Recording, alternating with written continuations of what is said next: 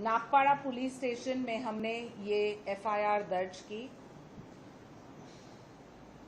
भारतीय न्याय संहिता के निमित्त section 79, section 356(2) outraging the modesty of a woman. सवाल ये उठता है कि क्यों एक महिला जो सार्वजनिक राजनीति में रही है 20 साल, मेरे पास दो पर्याय थे। एक कि मैं चुप बैठ के अरविंद सावंत के बयान को सुनूं, जहां वो बोलते हैं कि मैं इम्पोर्टेड माल हूं। उनके बगल में अमीन पटेल खड़े हैं जो वहां के आमदार हैं और वो हंस रहे हैं। मैं ये सवाल पूछना चाहती हूँ, क्या अमीन पटेल ये बयान देते हैं उनकी बहन या उनकी माँ के लिए या उनके कौम के लिए या उनके कोई वोट बैंक के लिए जहां से उनकी उम्मीदवार खड़ी थी? आपको चर्चा करना है तो मुद्दे पे।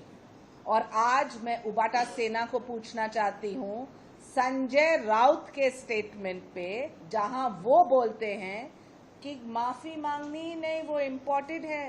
संजय राउत जी, 3 पीढ़ी से मेरे परिवार दक्षिण मुंबई में काम करते आ रहे हैं।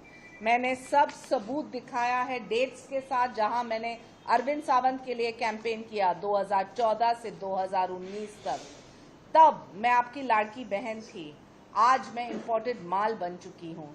मैं पूछना चाहती हूँ संजय राउत जी को, जो आपको आपत्ति नहीं है माल जैसे शब्दों का, तो आपकी मनस्थिति स्पष्ट होती है, हमारी नहीं। एक महिला जो राजनीति में है 20 साल से, मैंने कभी कोई कंट्रोवर्सी, कोई लालछन, कोई टिप्पणी, कोई एफआईआर तक नहीं दर्ज किया है। लेकिन जब आप मुझे ऐसे डिसमिस करके ऐसे शब्दों का इस्तेमाल करेंगे तो आपको मुंह तो जवाब मिला है। इसलिए शायद आपने आज 30 घंटे बाद माफी मांगी। लेकिन ये आश्चर्य की बात है कि अरविंद सावंत माफी मांग रहे हैं और संजय राउत बोल रहे हैं कि उन्होंने कुछ गलत बोला ही नहीं। तो क्या है ऑफिशियल स्टैंड महाविनाश आघाड़ी का? क्या है ऑफिशियल स्टैंड नाना पटोले, शरद पवार, उद्धव ठाकरे का? क्या है ऑफिशियल स्टैंड संजय राउत का खुद? मैं पूछना चाहती हूं कि जब बयानबाजी होती है, जब इलेक्शन का माहौल है, तो काम के ऊपर बात कीजिए। बोलिए कि आप क्या काम कर चुके हैं, खासदार हो या आमदार, मुंबा देवी के लिए। क्या क्लस्टर रीडेवलपमेंट हुए हैं? क्या बीआईटी चाल का रीडेवलपमेंट हुआ है? क्या आपने कमाटीपुरा का प्लान भी प्रपोज किया है? ये सभी चीजों का जवाब है नहीं।